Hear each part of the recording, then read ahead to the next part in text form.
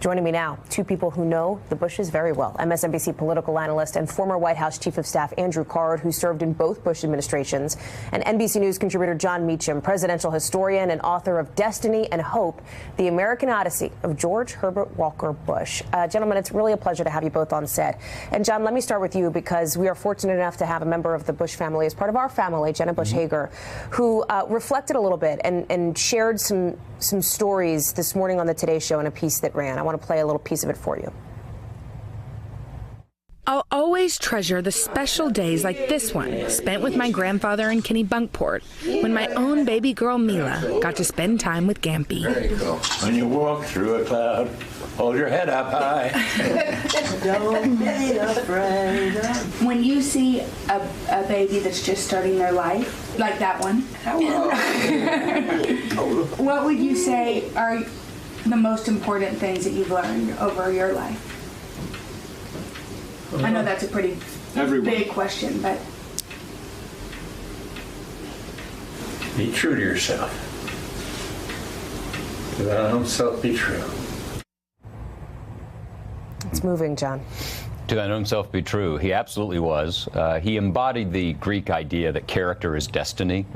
His presidency was a complete reflection, even more so than many presidents, of his personal vices and virtues. He was a competitor, most competitive man who ever drew breath, as Jim Baker and others will tell you. And yet he was also a conciliator.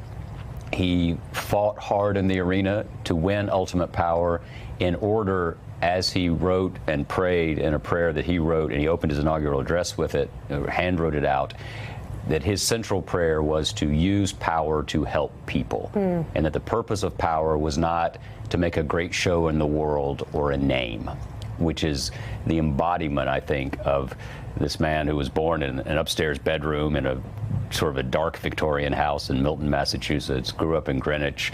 There was a big tree out in their yard on Grove Lane, and President Bush talked about how he knew intuitively that his mother wanted them to climb to the very top. And he would compete that way.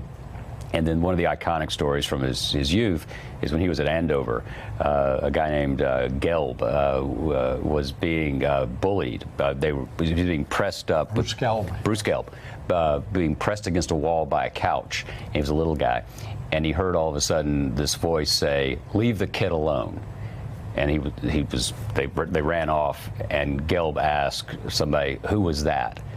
And he was told, "That's Poppy Bush. He's the best boy in the school." Poppy Bush, of course, grew into President Bush. And he was Poppy for a long time. Still, yeah. And still, in very private moments, it would slip out. Barbara would sometimes call him Pop, and his brothers and his sister, with the wonderful Nancy Ellis, it would sometimes slip out. Poppy was not the name you wanted to go to the Texas electorate with. Yeah. I know Andy's the pro, but I think it's fair. I think we can maybe guess that. Andy, one of the things that Jenna talked about in that piece was letter writing. And this was somebody who wrote letters on letters, and did so through the very end of his life, even to people like, for example, Maureen Dowd, writing about that in her column. Why was that such an important thing for him to do? First of all, I think he learned from his mother and his father how to be engaged with people and to treat them with respect. There was no braggadocio about him. And so, and letters were a sign of respect to other people. And so he got elected president because he wrote letters to people. He didn't really have a political base. He had a base of friends that he wrote to. And there are many, many thousands of people that treasure the correspondence that they got from the president. And think of the letters that he wrote his children and his grandchildren and his great-grandchildren. Never mind the ones that he wrote his wife-to-be. Yep. And, oh my Lord, and they're the story. Yeah. His letters are a love story, and they're a commitment to the world, because they are stories of a citizen who cared about everything. Including, of course, his family. And in his life, he spoke about what it meant to have not just one president, but two in the same family tree. Here's some of that reflection. 2 presidents in one family, that's pretty good. And, but we've never been overtaken by that. We've never felt this was the end of the world, or that aren't we marvelous, something like that. We're both lucky to have served. He had 2 terms as president and did a great job, and course, as a father, I'm really proud of that. You worked in 2 Bush administrations. You saw both of these men. Reflect a little on the relationship between both presidents. It was a loving relationship. Yeah. It was father and son. Yeah.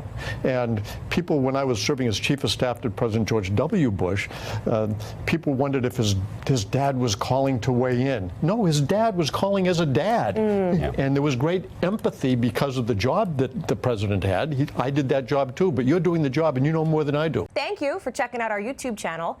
Why don't you subscribe? It's really easy. Just click on that button down there. And for more news from MSNBC, click on any of these videos here for the latest interviews and highlights. You can get more videos from MSNBC with our newsletters. Head over to msnbc.com/newsletters to sign up.